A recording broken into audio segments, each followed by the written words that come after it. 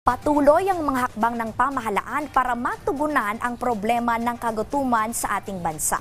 Kaugnay niya, nasa 200 benepisyaryo sa Maynila ang nabigyan ng food voucher sa ilalim ng food stamp program ng DSWD.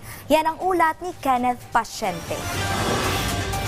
Pagtitinda ng balot ang pinagkakakitaan ni Rosalina. Sa kitang 200 piso kada araw, aminado siyang hindi ito sapat sa kanilang pang-araw-araw na pangangailangan, lalo't 4 ang kanyang anak. Kasi po yung 100 naman po, inaano ko sa ilaw, iniipon ko sa ilaw, tsaka tubig po.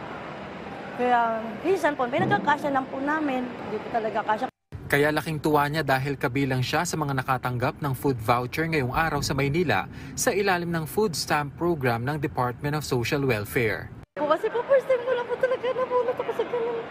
Ayon sa DSWD, 200 individual ang nabigyan ng electronic benefit transfer cards na naglalaman ng 3,000 food credit na magagamit ng mga benepisyaryo para bumili ng kanilang pagkain sa loob ng isang buwan. Kabilang sila sa nasa 3,000 mga benepisyaryo para sa pilot implementation ng programa sa iba't ibang bahagi ng bansa. Gradual scale up yun. So tapusin muna natin yung pilot na 3,000 and then hopefully by next summer 300,000. 1 year later, another 300,000 until another 300,000, 400,000 hanggang sa mabuo natin yung 1,000,000. Kaya malaking tulong talaga itong food stamp kasi kung yung ibibili ko na pagkain, kahit paano maitatabi ko para sa susunod na araw, tapos pamdagdag baon ng mga bata.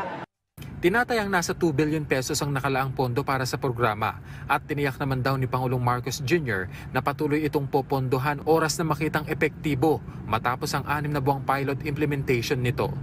Paglilinaw naman ng DSWD na bagaman buwanan ng maibibigay na food voucher sa mga benepisyaryo, dapat din nilang gawin ang kanilang parte para mapabuti ang kanilang pamumuhay sa pamamagitan ng pagkakaroon ng trabaho.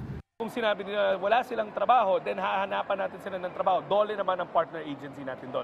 Kung wala silang sapat na skills o kakayanan, test na naman ang papasok sa pamamagitan ng training. So habang binibigyan natin sila ng buwelo, dapat nagtatrabaho sila. Kaya nga ang exit natin sa kanila dapat 3 years, 2 to 3 years tapos na sila sa programa. Kasi by that time, nag-stabilize na dapat. May trabaho na, may kinikita na. Ang food stamp program ay hakbang ng kasalukuyang administrasyon para tuldukan ang kagutuman sa bansa bago matapos ang termino ni Pangulong Marcos Jr. Kenneth Pasyente para sa Bayan.